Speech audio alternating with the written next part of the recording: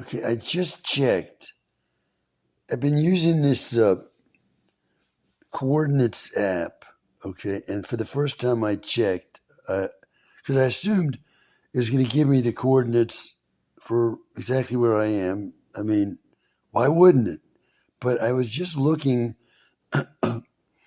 on the map that comes with the app, and it says, I just noticed that the coordinates you've been giving me are for what appear to be the Brown house behind this house. They're not my coordinates at all. And those are what I've been recording in all these videos.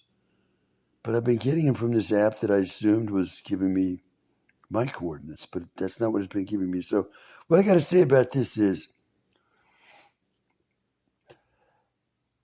I've noticed the house behind my house across the years, dating all the way back to when I was living in the parents' house over there on Rayburn Road, Bethesda, 8117 Rayburn Road, Bethesda, Maryland, 20817. When I was living there, that house was suspect. And I've been saying in videos that the house behind our house in Kensington, where we lived in 14 years, it was clearly emitting directed microwaves at me from that house. Now, I'm not going to accuse the lady who lived there, because for all I know, the bad guy put some kind of a transmitter on that house without that woman even knowing, and was firing the weapon from that house or transmitting a beam from a satellite from that house without the woman knowing. However, I'm 100% based on the evidence I have, which is what? I read stories to our son at the foot of his bed, and I sat down by his ankles and read him stories every single night while he was growing up. Ask him. You don't believe me? Ask him.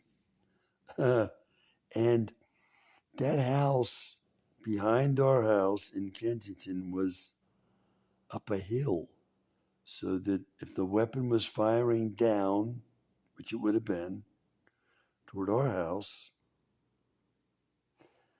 that may be why our son had this mysterious dry skin across his shins when we lived there. It was bizarre. The doctor didn't understand it.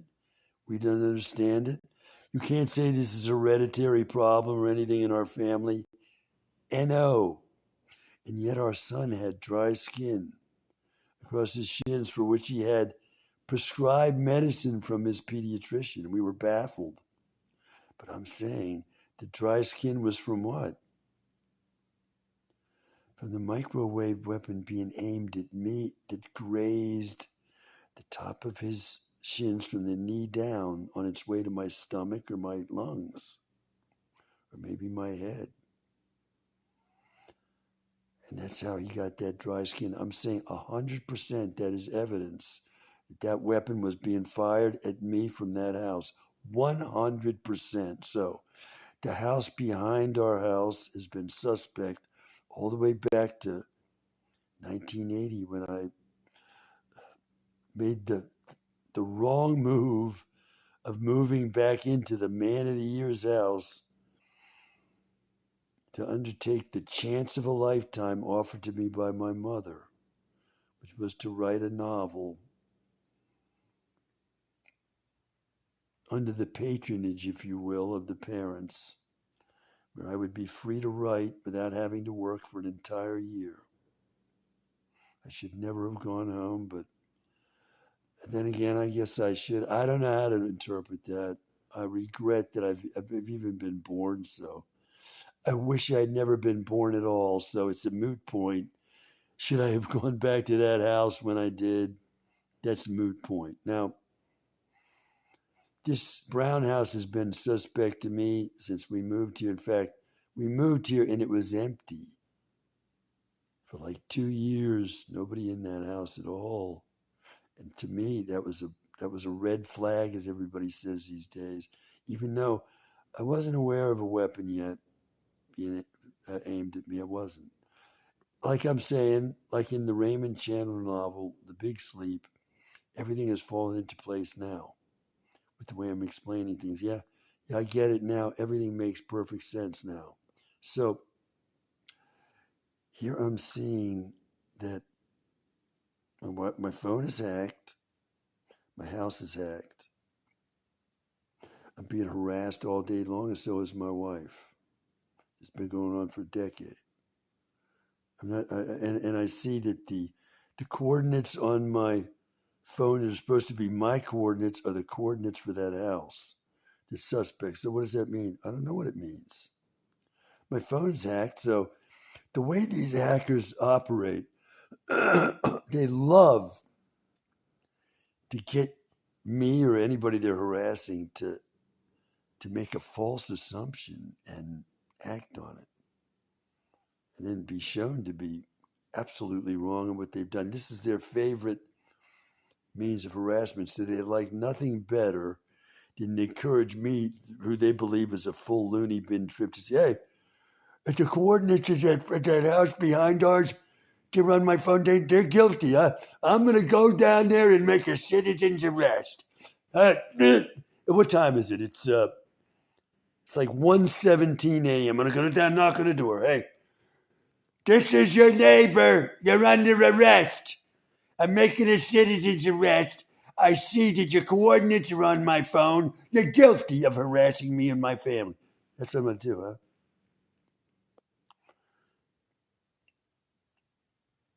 Hey, I bit my lip earlier tonight while I was eating dinner, and I really crunched it, and it's swollen, and it hurts.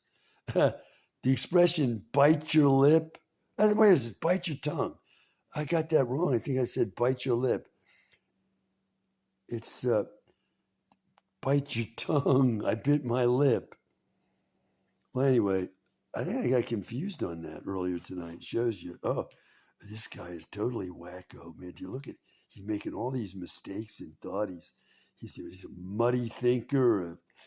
He's all wrong. Anyway, no, I'm not going to run down there and play detective. I'm no detective, and I'm no law enforcement officer, and I don't enforce the law. But I do realize that if I see a law being broken, it is my responsibility to step in. Except in traffic, if I see somebody doing something wrong in traffic, I'm not going to chase after somebody's car and you were speeding. I'm not going to do that. But the law is, I think, if a murder's taking place in front of you, you ought to do something to stop it, or you're going to be considered an accomplice to that murder. Something like that, okay? So that's why the last Seinfeld show, and I never watched Seinfeld when it was popular. I saw this years and years after it had gone off the air. It was in reruns.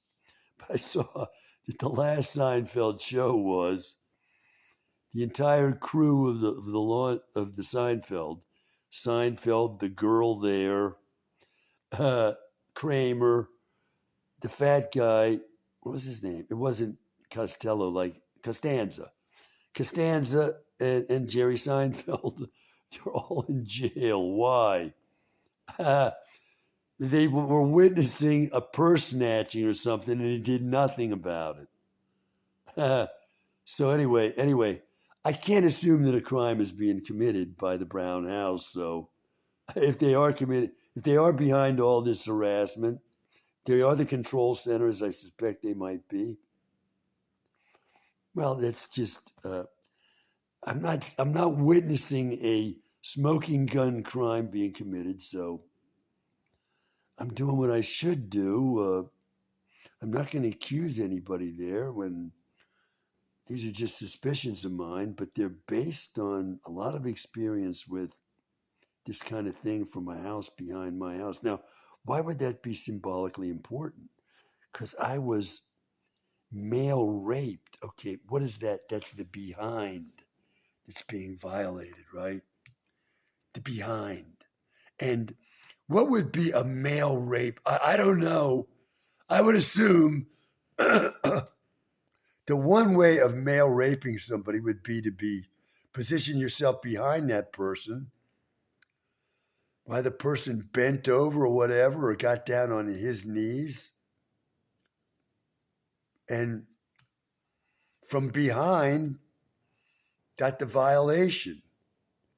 Okay, so symbolically, we have a house behind my house with this weapon. Okay, that's a nice way to conceal things symbolically, since people look at me and say, what has this guy been doing? He seems, it looks like he's some kind of queer. Well, he's been doing that kind of thing. Is that it? So I'm going to be saying to people like the Cyclops in the story there, where Odysseus tells the Cyclops, what's your name? He says, Cyclops. He tells the Cyclops, my name's Nobody. So when Odysseus and his men put the eye out of that Cyclops, and other Cyclopses come and say, what's the problem in there? He says, nobody did anything. Nobody put my eye out. Oh, nobody did that? Okay, well, we're gone. Nobody heard him. So I'm going to say, hey, I've been being violated from behind. Somebody's violating me from behind. Oh, is that so? Same kind of thing. So I'm not accusing anybody there. And what I've been saying is another neighbor, let me not be more specific, has actually got that weapon most of the time. And I'm even thinking that the guy would like to get rid of that weapon and can't because he's being watched. So it may be in the trunk of his car, and he can't get it out of there because he's being watched. Well, I don't know. Theories of mine. But I got to say, our son is a witness to the dry skin on his shins. So is his pediatrician, if she's still alive. So is my wife. We're all witnesses to that. And I'm saying that's perfectly well explained by the microwave weapon, because you can see it's still causing me skin problems. Here, look at my thigh here. Here and here. Okay. I don't know if you can see that, but these folks are still aiming that thing at my skin, and I have skin irritation from it. I don't have any dry skin. I don't have any, whatever you call that, itchy skin type of thing. I don't have such a thing. Those things I was just pointing to, they're done on my leg by the weapon. And that is actually a symbolic wound there, because there's a religious component to these folks, I've noticed, since as a scholar, I was saying that the wound in Christ's side, I was saying as a scholar, was a displacement of the groin wound found in dying and reviving gods like Christ, like Tammuz and Adonis. They have a wound to their thigh near their groin that kills them. And I'm saying that Christ, as another dying and reviving God, that wound in his side, that is that groin wound from the other dying and reviving gods included in his story.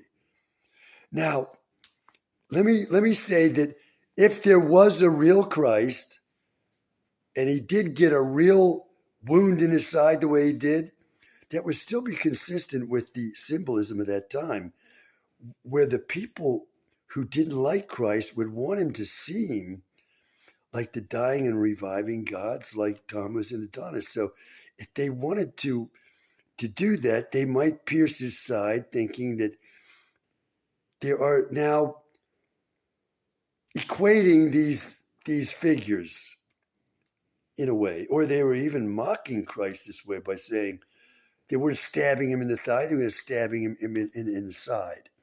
I'm saying that's where that comes from in the story. So for that reason, these folks have been aiming that weapon at my thighs over and over again, so that I've designed certain protections that that I tie around my thighs to stop that. Well, that's all from me for now. It's now Tuesday, the 16th of June, 2026, and the time is 1:26 a.m. Now, once again, let me say, there's a religious component to this thing, which suggests to me that if this is not a Catholic priest doing this, operating this weapon, or somehow involved, if the neighbor's got it in his trunk and so on, and the neighbor is not a Catholic, there's still a Catholic priest or priests involved in this thing. And I'm saying the symbolism all points to that. This over concern with aiming that thing at my thigh, the way they've been doing it, I'm saying it's from their being upset as some things I was stood for or maintained as a scholar, as I just tried to sketch. And I've also said that me being the nobody that I am, okay, and the microcosmic nature of all this harassment, I'm saying, who else but a priest would be able to spend all this time when there's no apparent motivation for what's been happening to me, right? I'm a nobody. Who the hell cares about me? And who would keep up the motivation to go after me the way it's been happening? I said the only possibility here has got to be a priest or somebody who was a priest. I'm saying that is the profile I've developed on my harassers, that there's a religious component to this. I don't understand exactly what that is in its entirety. No, I don't. But I'm saying in my profile of the harassers, this religious component figures importantly. It does. That the video I just made when I'm talking about the religious component of my harassers, oddly, for no reason at all, I'm not able to, after several odd minutes of trying, transfer that video that I just made with that message in it from one phone to another, when these phones have been working fine. And there's, in transferring files from like this phone here over to this phone, I've encountered no problems at all. And suddenly, with this particular message, as you can see, there's a problem here where the thing is not transferring over. Is that, well, I said there are hackers in my phones. There's 3 phones here in operation right now. I have 5 altogether. And that's been to fight these harassers. So I'm saying, as a veteran in this fight, this is evidence of the correctness of my perception that there is a religious element to this harassment. And that I may be right in saying that a priest or priests are involved in this. I may be right in that. And this is why there's a lot more to that argument, which I have not put into words yet. I've left it out, but I may start getting into it. We'll see. Anyway, let me try again here. We'll start over. Okay, we'll go here. Here's the video. We're going to share from this phone to that one. Let's start over here as well. Quick share. Okay, now we're going to send from this phone. Send to phone number 5. Okay, this says phone number 5 is here. We hit this. We make sure that this is working here. Quick share. Oh, there it is suddenly. And I got to say, my wife and I have both noticed the Abbott and Costello nature of these harassments. When we catch these folks in a harassment and we get evidence like this, the camera on the harassment, suddenly it disappears. So I'm going to say that this is more evidence of the harassment. That I walk into a Home Depot in this city down there in southern Arizona, and the man at the paint desk is saying as I walk toward the desk, well, I don't know what Abbott and Costello would think about that. That's all from me for now.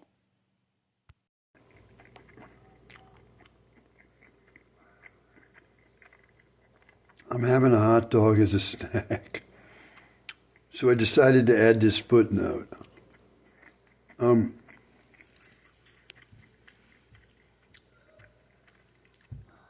I was saying in various videos tonight that I'm a sitting duck. You know, what is the law of bully? The law of bully is the bully is going to bully you till he kills you. That's his that's what he's after. Okay, so I'm telling the world I'm alone.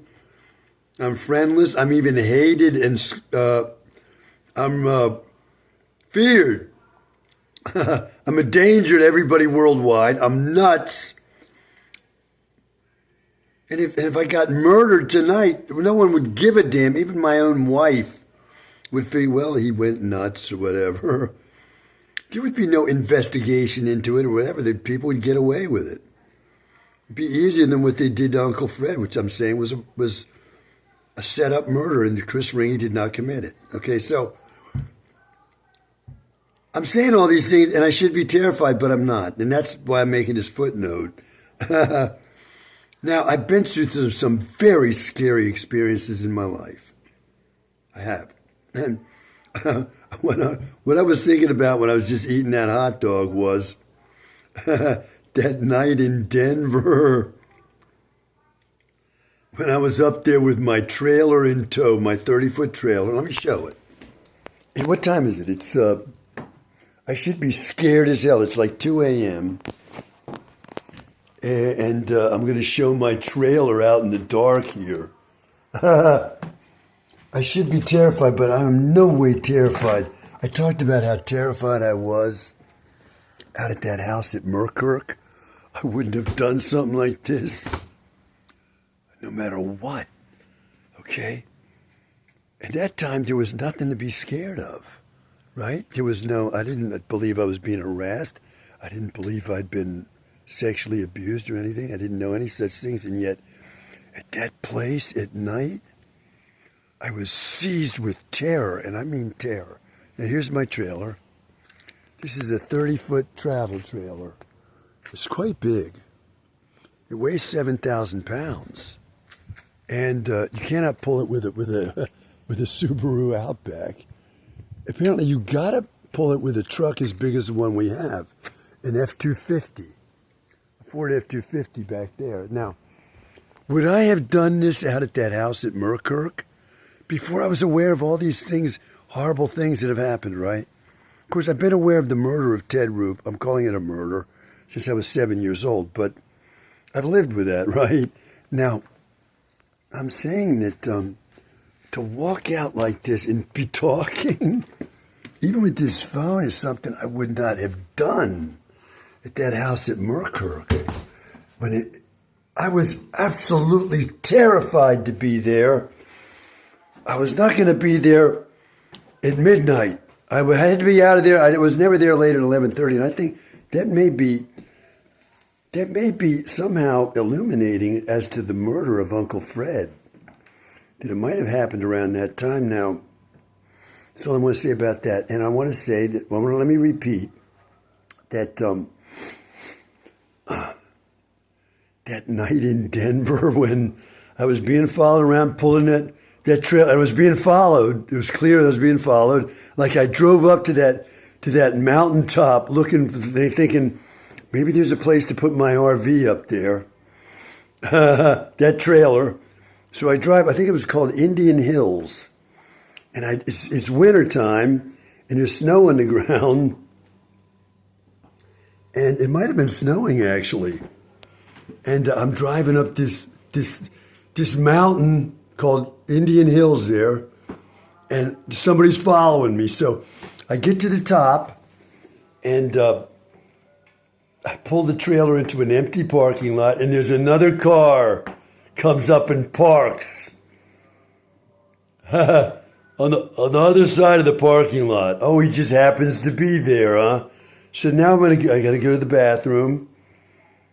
For some reason, I don't want to go in our trailer, and I go walking off into mists, like you read about in English novels, the mists on the bog. I've never seen such a thing before in my life. Mist drifting around up there. They're thick enough to obscure a person, maybe 15 feet away from you. So they're just like in those scary English novels. And I walk over to these, what do you call these? Movable toilets, makeshift toilets, and I go in there with my dog, who I realize is not going to be any kind of protection. But he's still like a moral support. He's my friend. And when I come out of that bathroom, there's a man sitting. Let me try to imitate this, okay? I want to tell you how scary this was, man. This scared the living hell out of me. And it's still scary to this day. Okay? Let me try to show what I saw when I come out of that bathroom. This is our dining room table here. Okay? Let me see if I'm visible here. Let me turn the light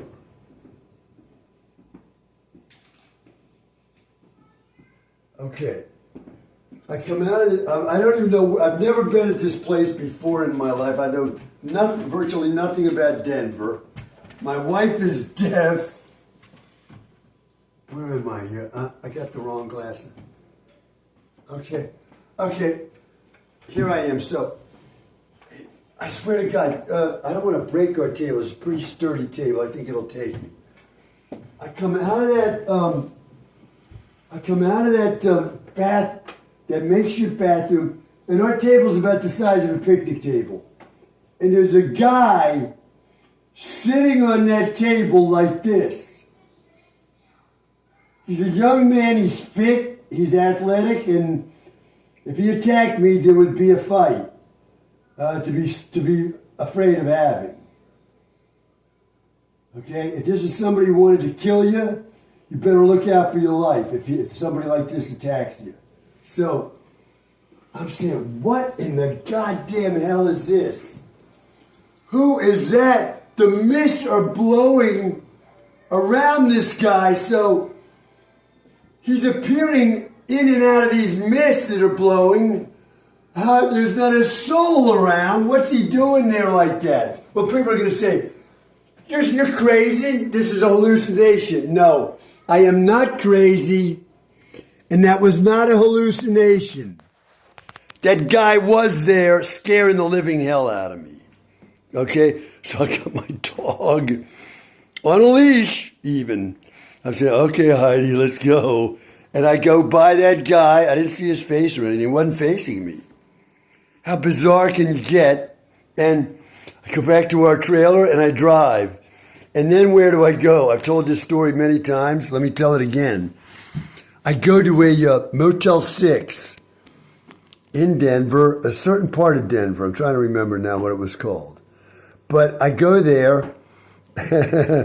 I'm scared. I've been being followed. I just saw that weird dude. There's been murders in my family, okay? Uncle Fred and so on. Me, attempted murder. I get this shot that nearly kills me. I'm saying it's radiation poisoning. I'm going to be looking for proof. The proof I need to do that. It's not going to be easy to get because the bad guys are very strong in being able to get in and mess up anything I'm trying to do at all times. So I go to the Motel 6 and I get in there with our dog. I make sure Heidi goes to the bathroom before we get in there, and we get into our room, and then I fall asleep on the bed like at 11 o'clock, and at midnight, Heidi is waking me up the way she would when she wants to go out. My wife just got So I'm going to have my wife take the dog out? No. Okay? So I got to take that dog out. I said, oh my God. So okay, Heidi. I go to the door and I open the door, and what do I see? I filmed this. I got a film of it. It'd be hard to find right now. I'm not going to go looking for it. I open the door to our hotel room, And right outside the door is a police car sitting right there, right in front of my room. Of course, I'm on the second floor, and it's down there on the first floor, but it's right directly across from my door, and it's just sitting there. I trust the police, huh? The police are the ones who got me to that radiation poisoning. No, I don't trust the police at all. No, I don't. They scare hell out of me. And I've got lots of notes about police.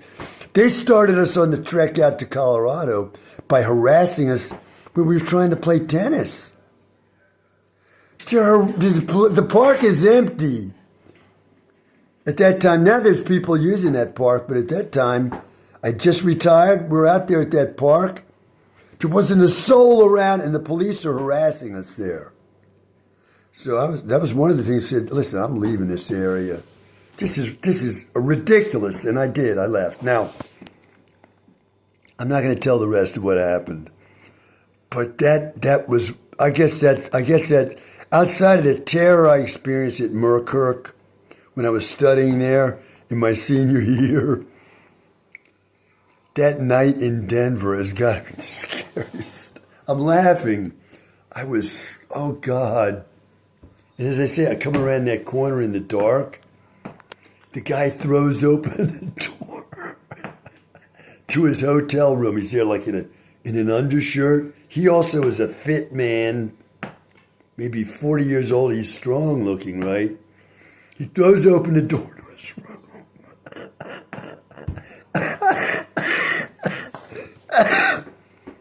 And a big white dog comes bounding out of the room off the leash, and it's just like a dog I saw that did that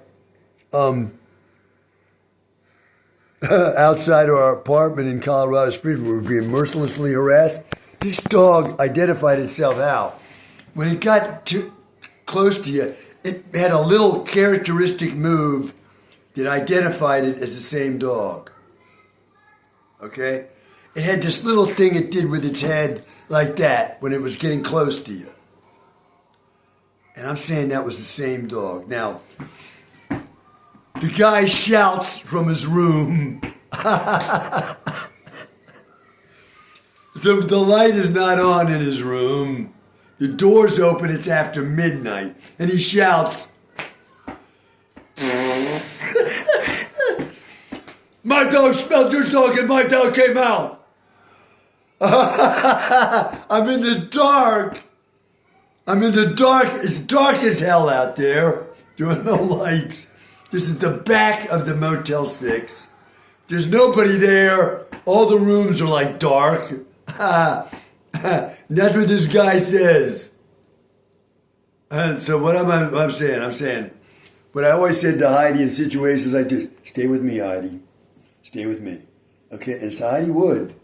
He'd stay right by my leg and walk with me.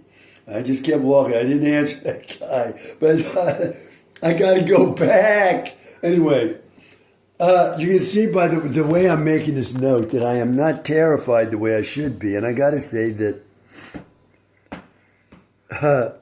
maybe my sixth sense is telling me that the Lord has got me safe the way He's, in His way, He's telling me that He's looking out for me. So I guess that's what's happened, and I'm not terrified when I should be. But anyway, there's my note. I'm adding to an already long note here. Well, Pursuancy is for you. So you shouldn't be laughing. We got to meet, and we got to get together to fight this thing together. We do. We got to meet, get together, fight together. For you and me and our family, we got to do that.